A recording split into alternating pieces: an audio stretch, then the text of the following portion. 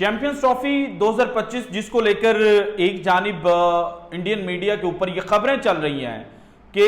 चूंकि भारतीय cricket team जो है वो चैंपियंस ट्रॉफी खेलने के लिए पाकिस्तान में नहीं आएगी, सो इसलिए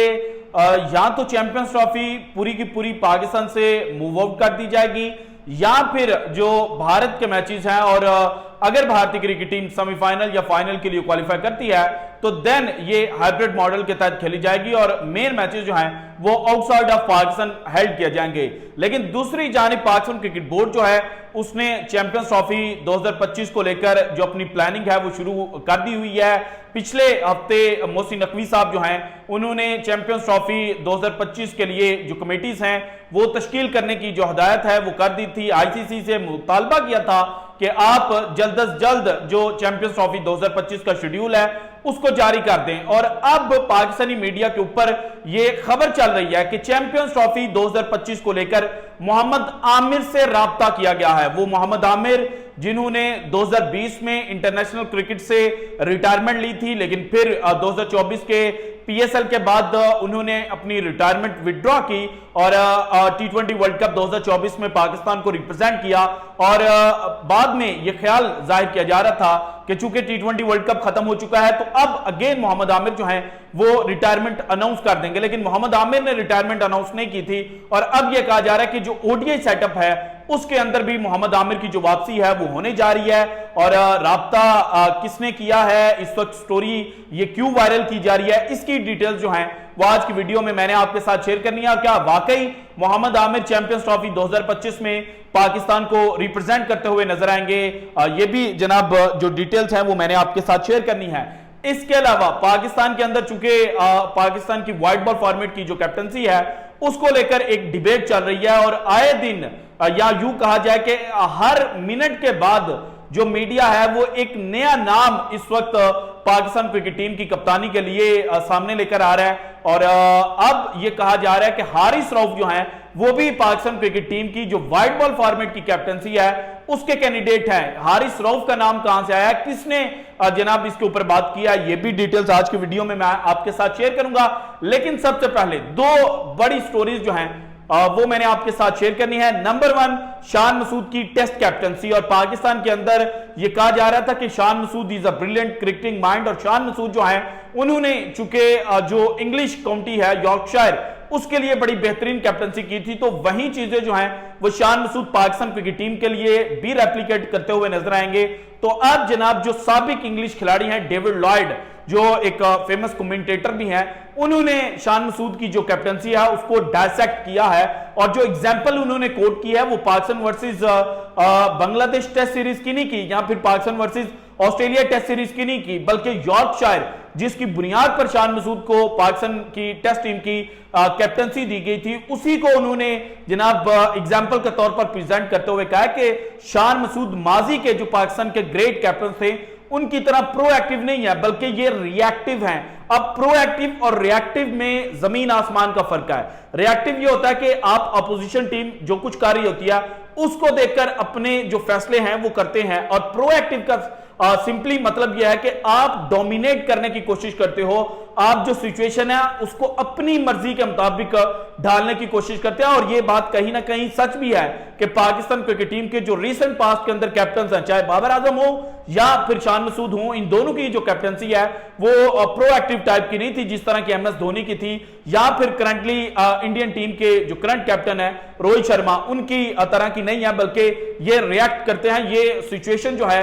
उसको जनाब रीड करते हैं, जो अपोजिशन टीम कर रही होती है उसके रिएक्शन में जो अपनी प्लानिंग है वो करते हैं और उसी के रिएक्शन में जनाब जो एक्शन है वो करते हैं। इसके बाद जनाब बाबर आजम, और बाबर आजम के ऊपर एक एलिगेशन जनाब जो डिफरेंट क्रिकेट सर्कल्स और एक्स क्रिकेटर्स की जानिब से पुटअप किया जा रहा है वो ये है कि बाबर आजम जब कप्तान बने तो कप्तान बनने के बाद उनकी जो परफॉर्मेंस है उसके अंदर डिप आया। हालांकि मैं इस चीज के साथ मुत्फिक नहीं हूं और मैंने कल भी कुछ डिटेल्स जो है वो आपके साथ शेयर की थी। अब जनाब जो मजीद एनालिसिस है वो डॉक्टर नुमान न्याज और राशिद लतीफ साहब जो हैं उन्होंने अपने प्रोग्राम के अंदर किया और कुछ स्टैट्स उन्होंने शेयर किया जो बाबर आजम के ऊपर तनकीद करने वालों के मुंह पर जनाब एक जनाटेदार थप्पड़ है। और इन्होंने हर टीम के खिलाफ बाबर आजम की कप्तान बनने के बाद जो परफॉर्मेंस है ना वो सामने रखी है। और इसमें सबसे पहले जो बात है, बाबर इन टेस्ट एज अ कैप्टन, और सबसे ऊपर ऑस्ट्रेलिया को रखा गया है। ऑस्ट्रेलिया के खिलाफ बाबर आजम ने 78 रन की एवरेज के साथ 390 रन जो है वो स्कोर किए हैं। इसके बाद बांग्लादेश है जिसके खिलाफ 49.5 की एवरेज है, देन इंग्लैंड के खिलाफ 58 की एवरेज है, न्यूजीलैंड के खिलाफ 56.5 की एवरेज है, जबकि साउथ अफ्रीका के खिलाफ सिर्फ 30.5 की है, श्रीलंका के खिलाफ 49.57 की है, और इसके अलावा वेस्ट इंडीज जो है उनके जनाब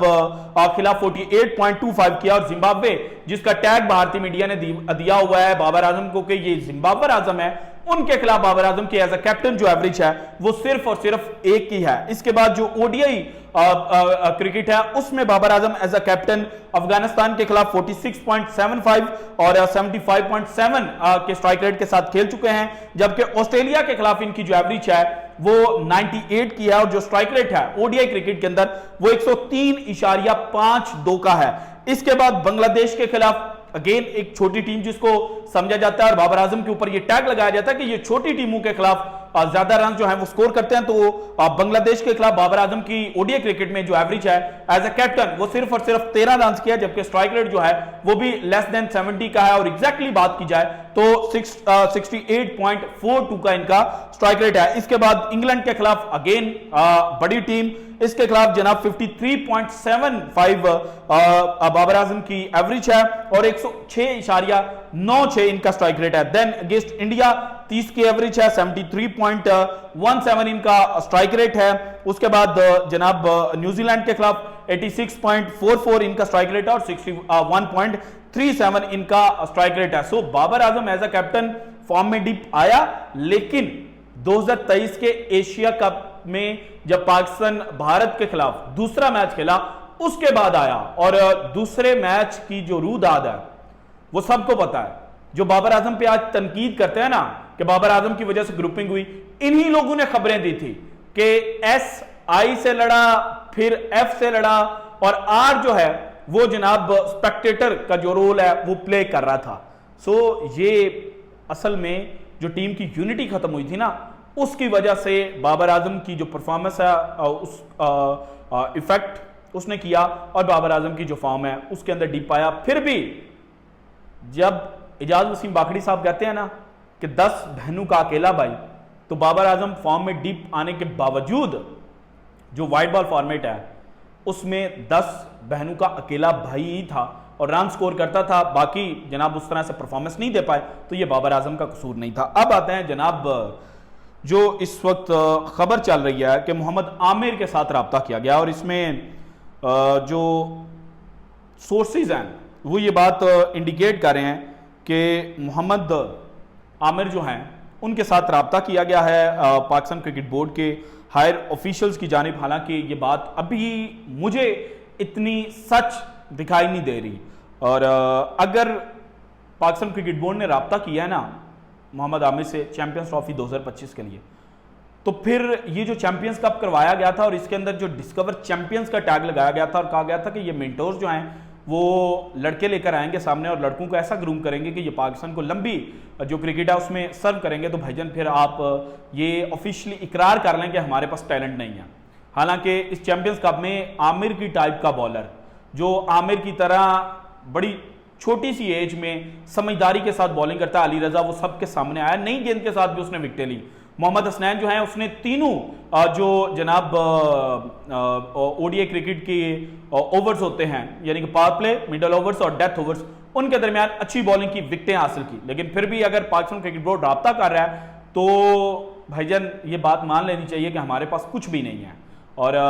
मोहम्मद आमिर अगर ऑस्ट्रेलिया के अंदर रिप्रेजेंट कर गए पाकिस्तान को ओडीआई टीम के अंदर, तो देन जनाब ये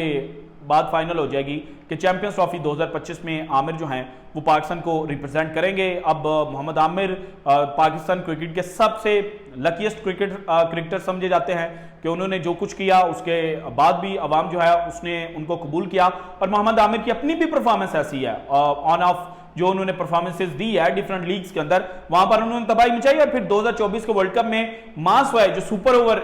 किया था अगेंस्ट यूएसए, उसके अलावा मोहम्मद आमिर पाकिस्तान के लिए सबसे खतरनाक बॉलर साबित हुए थे। और जो स्टैट्स हैं वर्ल्ड कप के, पाकिस्तान की जानिब से सिर्फ एक मेडन ओवर किया गया था